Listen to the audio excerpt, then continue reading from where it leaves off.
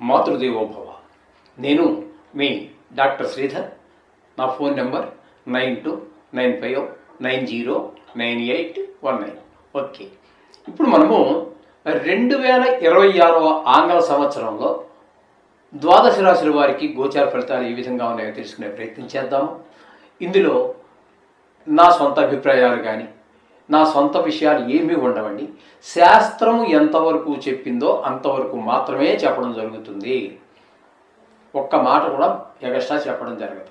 ఒకవేళ చెప్పవలసి వస్తే కూడా ఇది నా అభిప్రాయం మాత్రమే అని చెప్పడం జరుగుతుంది. అందుచేత సశాస్త్రీయంగా తెలుసుకోవాలి అనుకుంటే మా ఛానల్ని మీరు తప్పకుండా వీక్షించండి. మీనరాశి వారికి 2026 సంవత్సరం ఆంగ్ల సంవత్సరంలో గోచార ఫలితాలు ఏ విధంగా ఉంటాయో సశాస్త్రీయమైన పద్ధతిలో మనం తెలుసుకునేటువంటి ప్రయత్నం చేద్దాము. ఇక్కడ మీనరాశి వారికి జన్మంలోనే శని అంటే ఏలినాటి శని నడుస్తున్నది. ఇందాక చెప్పడం మర్చాము, రాహు కుంభరాశి వారికి కూడా ఏలినాటి శని. దాని ఫలితాలు చెప్పాము కానీ ఏలినాటి శని అనే మాట మాత్రమే చెప్పలేదు. ఇప్పుడు శనికి జన్మంలోనే శని, ఇది ఏలినాటి శని. కాబట్టి శని భగవానుడు జన్మంలోనే ఉన్నాడు కాబట్టి అనారోగ్యాలు ఎక్కువగా జరిగే అవకాశం ఉంటుంది. చెడు ఆలోచనలు, చెడు ప్రవర్తన, ఏ పని మొదలు పెట్టినా ముందుకు వెళ్ళకపోవటము, ఇట్లాంటివన్నీ కూడా జరుగుతూ ఉంటాయి. మన మొహం చూస్తేనే ఎదరవాడు కొంచెం ఇబ్బందిగా ఫీల్ అయ్యేటువంటి అవకాశం ఉంటుంది. ఒక్కోసారి బాగా ఇబ్బందుల్లో ఉన్నప్పుడు మన మొహం మన 16 ఏళ్ళు 17 ఏళ్ళు కుర్రాడు ఉన్నాడు అనుకోండి, అద్దాన్ని పట్టుకుని వదిలిపెట్టాడు. జేబులో పెట్టుకుంటాడు, పౌడర్ రాస్తాడు, తల పైకి దూగుతాడు, కిందకు దూగుతాడు, పక్కకు దూగుతాడు, 5 నిమిషాలకు ఒకసారి అద్దం దగ్గరికి పోయి చూస్తూ ఉంటాడు. అదే కాకుండా ఇంటి దగ్గర ఉంటే ఈ సౌకర్యం, కిందకి దిగాడు అనుకోండి, బయటికి వెళ్ళాడు అనుకోండి, ఇప్పుడు ఏ కారు ఉంటుంది దాని అద్దంలో చూసేసుకుంటాడు. ఏంటో వాడి ఆనందం. అక్కడ ఏదో సైకిల్ పెట్టాడు ఎవరో మహానుభావుడు, బైకు, దానికి 2 అద్దాలు ఉంటాయి, సైడ్ మిర్రర్స్, అందులో చూసేసుకుంటాడు అద్దం. అదేగా మొహం. అంతే, దాని పైకి దిగుతాడు, కిందకు దిగుతాడు, దాంట్లో మొహం చూసుకుంటూ ఆనందపడిపోతూ ఉంటాడు. అలాగే మరి 60 ఏళ్ళు 70 ఏళ్ళు దాటిపోయాక, శరీరం అంతా ముడతలు పడిపోయాక, పళ్ళు అన్నీ ఊడిపోయాక, కళ్ళు సరిగా కనిపించక వాడిని అద్దం దగ్గర కూర్చోబెట్టినా కూడా చూడ్డాడు. ఇంక చూసుకోవడానికి ఏముంది అనిపిస్తుంది వాడికి. అదేవిధంగా మనకి ఈ శని భగవానుడి యొక్క ప్రభావం వల్ల ఏమవుతుందంటే వాడే ఇబ్బంది పడిపోతూ ఉంటారన్నమాట. ఈ విధంగా అన్ని విషయాల్లో ఇబ్బంది కలుగుతూ ఉంటుంది. అంచేత వాడి మొహం చూడాలంటే పక్కవాడికి కూడా కొంచెం బాధగానే ఉంటూ ఉంటుంది. కానీ ఏమీ చేయలేని పరిస్థితి. ఆ సహకరించనీయడు ఆయన శని భగవానుడు కూడా. ఆ విధమైన ఫలితాలన్నీ కూడా మన శని భగవానుడు జన్మంలో ఉన్నప్పుడు జరుగుతూ ఉంటాయి. చెడు ప్రవర్తన, చెడు ఆలోచనలు, ఎందుకంటే చెడు ఆలోచనలు ఇవి ఎప్పుడైతే ఉన్నాయో, చెడు అలవాట్లు, వారికి ఎవరు సహాయం చేయడానికి కూడా ముందుకు రారు. ఈ విధమైన పరిస్థితులన్నీ కూడా శని భగవానుడు జన్మంలో ఉన్నప్పుడు జరుగుతూ ఉంటాయి. ఇకపోతే గురుగ్రహ సంచారం తీసుకున్నట్టయితే చతుర్థ, పంచమ, షష్టమ 3 రాసుల్లో సంచారం జరుగుతోంది. జనవరి 1 నుంచి జూన్ 1 వరకు 5 నెలల పాటు పూర్తిగా చతుర్థ స్థానంలో గురు సంచారం జరుగుతోంది. అక్కడ నుంచి ఆయన యొక్క స్థాన చలనం జరగాలి. దాన్ని సంక్రమణం, గురు సంక్రమణం అంటాము. అక్కడతో ఆయన షెడ్యూల్ అక్కడతో అయిపోయింది కాబట్టి ఆయన కర్కాటకంలో ప్రవేశించాలి. అక్కడ జూన్ 2వ తారీఖు నుంచి 30 సంవత్సరం పాటు అక్కడే ఉండాలి ఆయన. ఎక్కడ? కర్కాటకంలో. కానీ అక్కడ కూడా 30వ తారీఖు 10వ నెల 2026 వరకు ఉంటారు. తదుపరి అక్కడి నుంచి అతిచారంతో ఆయన సింహరాశిలో 6వ స్థానం అయినటువంటి సింహంలో ప్రవేశించి అక్కడ 2 నెలల పాటు ఇంకా చాలా కాలం ఉంటారు. కానీ మనకి ఇక్కడ 2026 సంవత్సరం పూర్తి అయిపోతుంది డిసెంబర్ 1తో. కాబట్టి అక్కడ వరకు మనం ఫలితాలు చెప్పుకుంటున్నాం. ఇక్కడ చెప్పాలంటే గురుగ్రహం చతుర్థ స్థానంలో ఉన్నటువంటి 5 నెలలు ఏ విధమైనటువంటి శుభ ఫలితములను ఇవ్వజాలరు. అక్కడ విద్య విషయంలోను, గృహాల విషయంలోను, వాహనాల విషయంలోను, భూమి విషయంలోను, స్వభావం విషయంలోనూ అన్నా భిన్నమైనటువంటి పరిస్థితులు ఉంటాయి. మీకు ఇది రియల్ ఎస్టేట్ వ్యాపారం చేసేటటువంటి వారికి, వాహన వ్యాపారం చేసేటటువంటి వారికి అనుకూలమైనటువంటి కాలము కానే కాదు. అర్థమవుతుంది కదండి.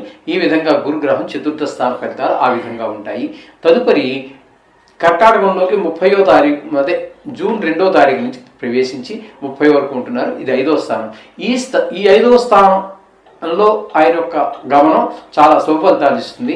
అది ముఖ్యంగా సంతానం మీద మంచి ప్రభావం, బాగా చదువుతారు, మంచి స్నేహితం చేస్తారు, మంచి మార్కులు తెచ్చుకుంటారు. మనకి కూడా అవి చూస్తుంటే సంతోషం వేస్తుంది. తల్లిదండ్రులకి అంతే కదండి, పిల్లల అభివృద్ధి తన అభివృద్ధి కంటే కూడా ఎక్కువ సంతోషపడతారు. ఆ విధంగా సంతానం మీద మంచి ప్రభావాన్ని చూపిస్తాడు గురు భగవానుడు. తదుపరి అతిచారంతో ఆయన 6వ స్థానంలో ప్రవేశించి 2 నెలల పాటు అక్కడ జరుగుతుంది ఈ 2016 సంవత్సరంలో. తదుపరి ఇంకా కాలం ఉండొచ్చు, కానీ అది 2017లోకి వెళ్ళిపోతే మనకు సంబంధం లేదు. కాబట్టి ఈ 6వ స్థానంలో అక్కడ ఉన్నప్పుడు రోగాలు, అప్పులు, రుణాలు, సమయానికి అప్పులు తీర్చలేకపోవడం, శత్రువులు పెరగటం, కలహం, అపకీర్తి ఇట్లాంటివన్నీ కూడా మనం ఎదుర్కోవాల్సినటువంటి పరిస్థితి 6వ స్థానంలో ఉన్నప్పుడు వస్తుంది. ఈ విధంగా గురుగ్రహ సంచారం చెప్పుకోవాలి.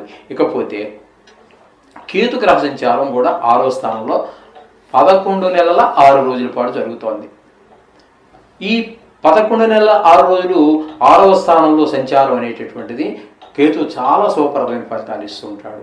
ఏంటంటే ఆరోగ్యం ఇంట్లో అందరికీ బాగుంటుంది, రుణాలు ఉంటే తీర్చేయగలుగుతాము, రుణం కోసం ప్రయత్నిస్తున్నాం ఏదో మంచి పని కోసం, అది మీకు లభిస్తుంది. మొత్తం మీద ధనానికి లోటు ఉండదండి. రుణం తీర్చడానికి కానీ లేకపోతే రుణం పుట్టడానికి కానీ మొత్తం మీకు ధనానికి లోటు లేకుండా చూసే బాధ్యత కేతువు గారు 6వ స్థానంలో ఉండి చేస్తూ ఉంటారు. మంచి పేరు ప్రఖ్యాతులు వస్తాయి. ఇవన్నీ కూడా సమయానికి డబ్బులు ఇచ్చేసామండి, ఆయన దగ్గర తీసుకున్న 1,00,000 2 లక్షలు 10 రోజులు ముందే ఇచ్చేసాం అబ్బా అనుకుంటాడు, మన గురించి మంచిగా అభిప్రాయం ఏర్పడుతుంది. ఈ విధంగా మంచి పేరు ప్రఖ్యాతులు అన్నీ కూడా వచ్చేటువంటి అవకాశం ఉంటుంది కేతు గ్రహం. అయితే లాస్ట్లో మాత్రం ఒక 25 రోజులు 5వ స్థానంలోకి వెళ్తున్నారు. ఎందుకంటే అది కూడా సంక్రమణమే, కేతు గ్రహ సంక్రమణం. ఆయన వక్రగతి కారణంగా 6వ స్థానం నుంచి 5వ స్థానంలోకి వెళ్తున్నారు. కాబట్టి ఆ 5వ స్థానం కాబట్టి పిల్లల మీద కాస్త నెల 25 రోజులు సంవత్సరం డిసెంబర్ నెలలో 26వ సంవత్సరం డిసెంబర్ నెలలో కాస్త పిల్లల్ని ఇబ్బంది పెట్టేటట్టు చదువు విషయంలో ఆ విధమైన పరిస్థితులు ఉంటాయి.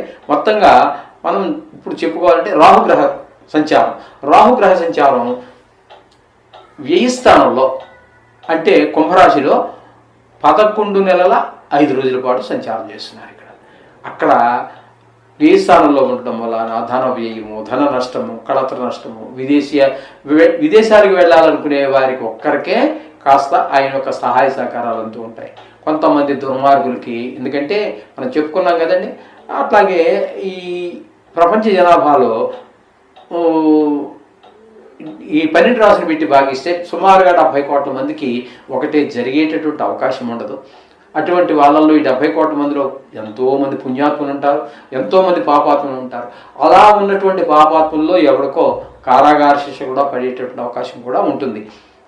కాకపోతే విదేశానికి వెళ్ళే వారికి మాత్రం సహకరిస్తారు రాహుగ్రహం. ఈ విధమైనటువంటి ఫలితాలన్నీ. అయితే ఈయన కూడా 25 రోజులు రాశి నుంచి రాహుగ్రహ సంక్రమణం జరిగి మకర రాశిలో ప్రవేశించి 25 రోజులు ఉంటారు. అది మీనరాశికి ఏకాదశి స్థానం అవుతుంది. కాబట్టి అది ఏకాదశి స్థానంలో ఆయన కూడా ధనానికి లోటు లేకుండా ఆ 25 రోజులు ధనానికి లోటు లేకుండా ఏ పని చేసినా అందులో మనం విజయం సాధించేటట్టుగా సహకరిస్తాడు. లాస్ట్ 25 రోజులు డిసెంబర్ నెల 2026 ఆ నెలలో. కాబట్టి ఈ విధమైన ఫలితాలన్నీ కూడా మనం ఈ మీనరాశి వారికి చెప్పుకోవాలి. ఇక్కడ మనం చెప్పాలి అన్నట్టయితే పూర్తిగా ఒక్క కేతు గ్రహం బాగా పూర్తిగా అనుకూలిస్తుందండి. ఇక గురుగ్రహాలు తీసుకుంటే ఒక 5 నెలలు మాత్రమే అనుకూలమైన ఫలితాలు, రాహు కూడా ఒక 25 రోజులు. ఈ విధంగా ఉంది. అందుచేత శుభాశుభ ఫలితాలు మామూలే. ఇదంతా సాక్షాత్తు భగవంతుడే మానవుడుగా పుట్టినా సరే తప్పకుండా కష్టాలు సుఖాలు అన్నీ ఉంటూ ఉంటాయి. కొన్ని గ్రహాల అనుకూలత, కొన్ని గ్రహాల ప్రతికూలత ఉండనే ఉంటుంది. అందుచేత దీని గురించి ఏమీ కంగారు పడక్కర్లేదు. అయినా ఇది మీ వ్యక్తిగతం కాదు, ఇది రాశిగతమైనది. మీ వ్యక్తిగత జాతకం కూడా బాగుంటే దీని ప్రభావం తగ్గుతుంది.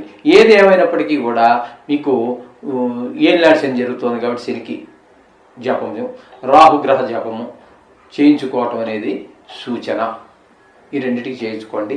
లేదా మనం చెప్పుకున్నట్టుగా నవగ్రహాల చుట్టూ తిరగటము, శనికి తైలాభిషేకం చేయించడం శనివారం రోజు, లేకపోతే శని త్రయోదశి రోజు చేయటం, లేకపోతే దానాలు ఇచ్చుకోవటం లాంటివన్నీ చేసినట్టయితే మీకు రోజు చదువుకుంటున్నటువంటి ఆ నవగ్రహ మంత్రాలు ఏవైతే ఉన్నాయో వాటి ద్వారా మీకు చిన్న చిన్న గ్రహాల యొక్క దోషాలు కూడా తొలగిపోయి మనకి ఈ సంవత్సరం అంతా కూడా శుభప్రదమైనటువంటి ఫలితాలు లభిస్తాయి. అందులో ఎటువంటి సందేహం లేదు.